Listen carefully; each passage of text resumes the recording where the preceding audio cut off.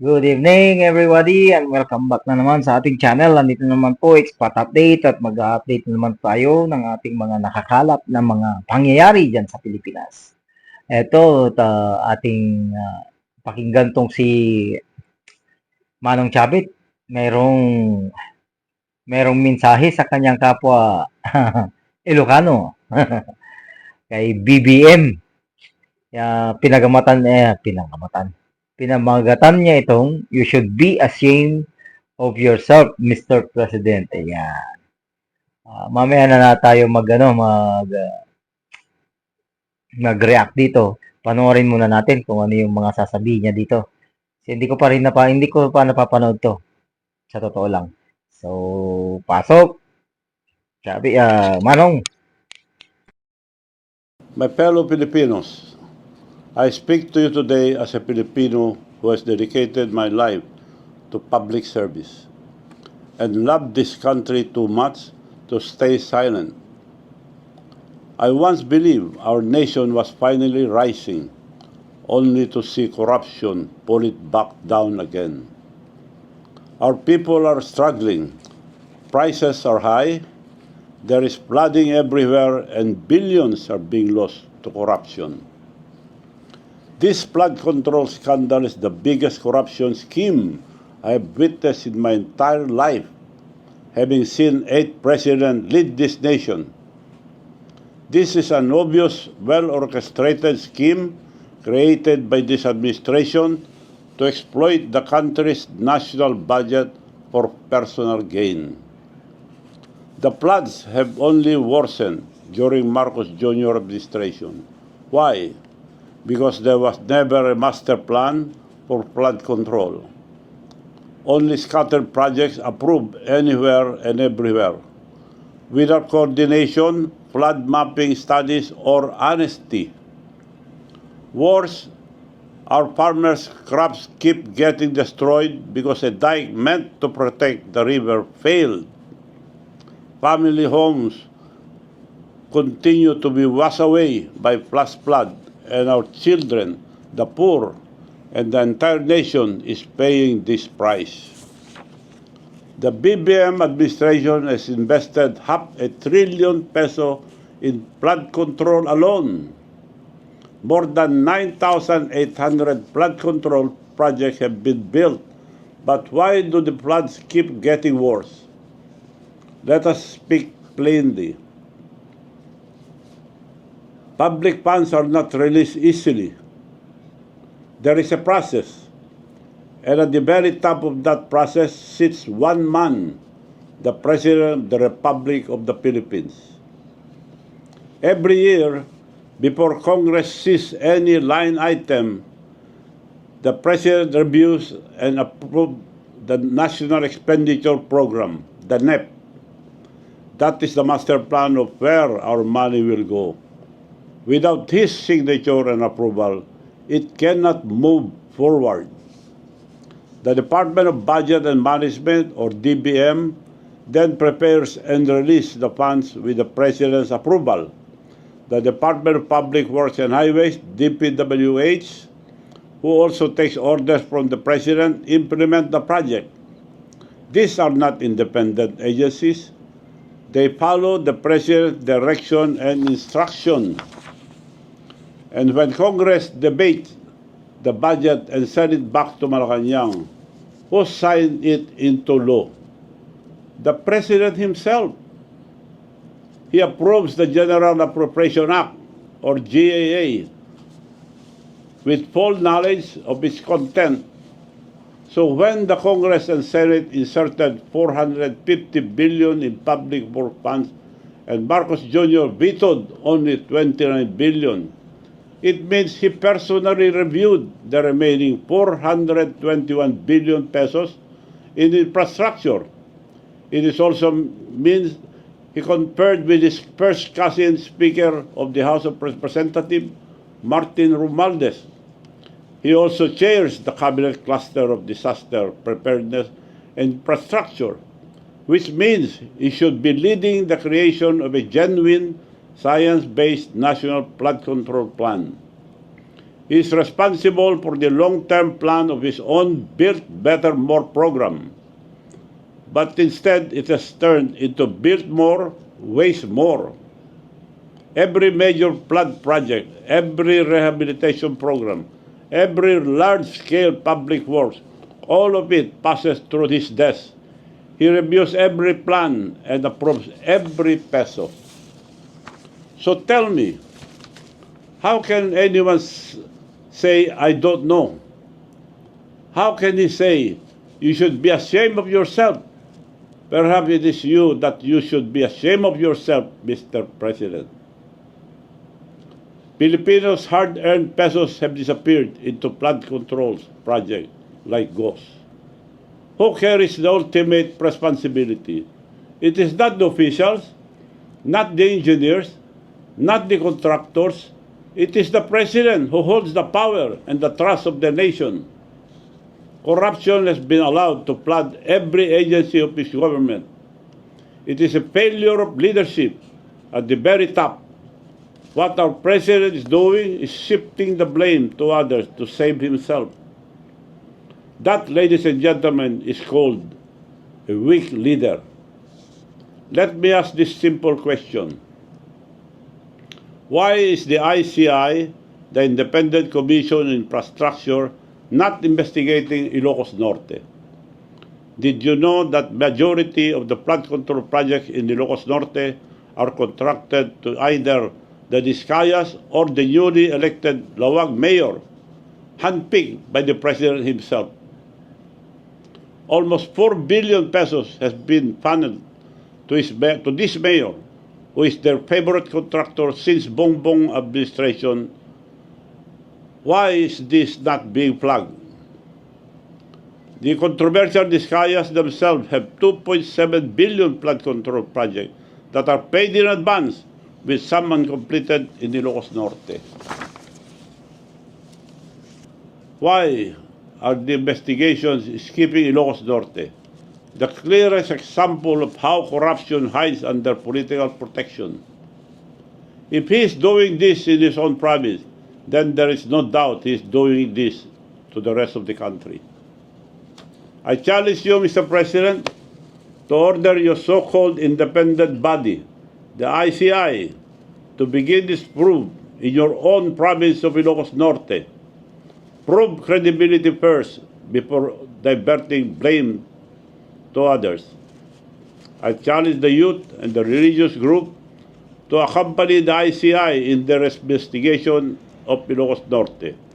I urge the public to call out the engineers and contractors in Ilocos Norte to stop protecting the mastermind. Look at how they will spin the story and try to silence me. The so-called plunder case they filed against me is a baseless complaint, a political weapon meant to destroy me because I have chosen to speak the truth about corruption at the highest level. If there is any truth to any accusations against me, I am willing to go to jail.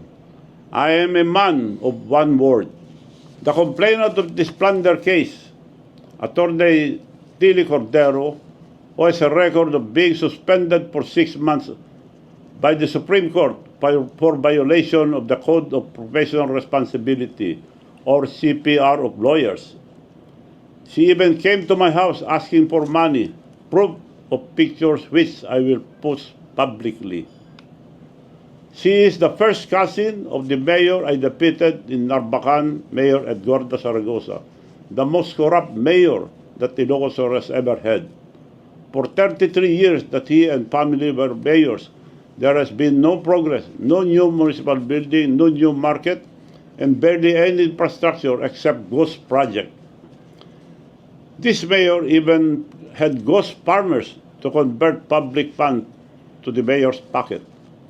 In my barangay Solbec alone, they appropriated 9 million pesos for the benefits of 65,000 ghost farmers, while the official registered farmers are only 80, with the whole population of Narvacan being only 44,000. I filed that case 10 years ago, but the Ombudsman has not even touched that very blatant case up to now. Why have they accepted this fake complaint against me in just one day, but not act on the real plunder case I have filed against Mayor Zaragoza? This is how they operate. Silence the whistleblower and protect the corrupt. They attack me because I'm not afraid to tell the truth. But take note, all their paid online troll farms and their attack dogs will never silence me. My countrymen, let us no longer be fooled. We keep trusting the same name. We are told that Ferdinand Bongbong Marcos Jr. will redeem the Marcos corruption curse on the Filipinos. But look around, his government agencies are flooding with corruption. And before it blows up into his face, he used the Suna to tell a story as if he is the hero who uncovered the mess to save himself while deflecting the blame on others. Let's not be made stupid. How many times must we let the same family treat our country like their personal piggy bank? How many times must we trust the same name and expect a different result? If we truly love our country and children, then we must break this cycle. We are on the verge of exposing the biggest corruption scandal in the Philippine history. And should stop now. We should not stop now. Let us not allow the ICI, which was created by the President himself, to control or limit the investigation. Allow different groups to investigate in the ICI who will not be afraid to ask hard questions, and it should be viewed publicly for transparency. We cannot let them protect his friends and his cousins, his family, and most of all, the President himself. Now that the truth is out, we cannot wait for change. We must force it. Thus in power will not fix this system. It must be the people. First, to our farmers and workers, demand accountability. Your fields are still flooded, even after billions have been spent. Your roads keep collapsing after every storm, and your towns still sink in mud. Second, let the student lead, stand up, organize, and lead the peaceful but powerful movement. This is your future. They are stealing. Stand united. When the youth stand united as one, no power can silence them. Third, and I appeal to all politicians, politicians should set aside ambition. Forget colors, forget alliances. This is no longer about politics. This is about restoring the nation's honor. Those who still have integrity, speak now. History will remember the few who stood up and forget the many who stayed silent. Fourth, the police and armed forces stand with the people, not with the powerful. You swore an oath to defend the Republic, not any single politician. When the people protest peacefully, please protect them. Do not prosecute them. For our mutual education, the primary provision that defines the duty of the armed forces of the Philippines under the Constitution is Section 3, Article 2, which provides, thus, civilian authority is at all times supreme over the military. The armed forces of the Philippines is the protector of the people and the state to secure the sovereignty of the state and the integrity of the national territory. Reading the above provision does not say that the AFP is the protector of the President and his government. It says protector of the people and the state. And finally, to all Filipinos, demand accountability at the top. The truth can no longer be hidden, and the people will no longer be silenced. We are not stupid. We deserve better. Our children deserve better. If we stay silent, the truth will be buried again, and our children will pay the price. This is not about politics, it is about true or sober leadership and accountability. If the president cannot face the truth and take responsibility for his failures, he must step aside for the sake of the nation. A voluntary resignation would not be a humiliation. It would be an act of dignity, a rare moment of courage that could still restore trust in our institution. Every peso diverted and every project that doesn't exist is not just a waste. It is a loss of life, loss of security, loss of dignity. I urge all of you to rise and speak and to act now so that the truth may guide our country forward. Thank you, and may God bless the Philippines. This is Manong Chavit Singson.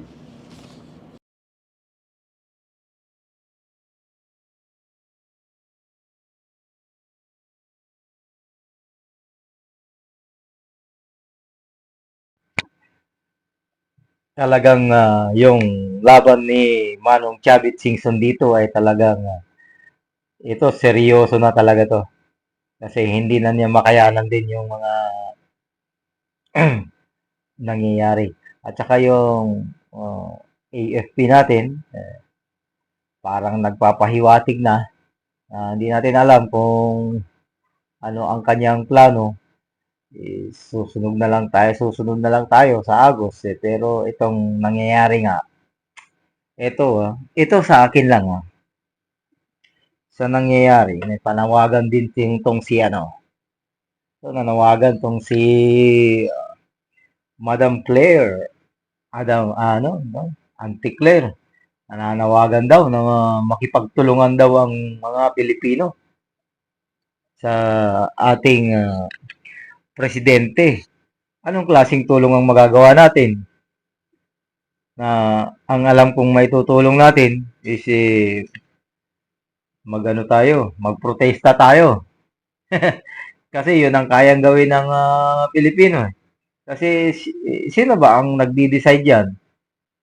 Di ba ang presidente? Sino ang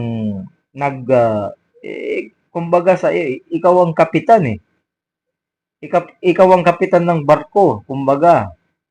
Tapos sasabihin mo sa iyong pasahero, tulungan niyo ako. Lulubog na ang barko.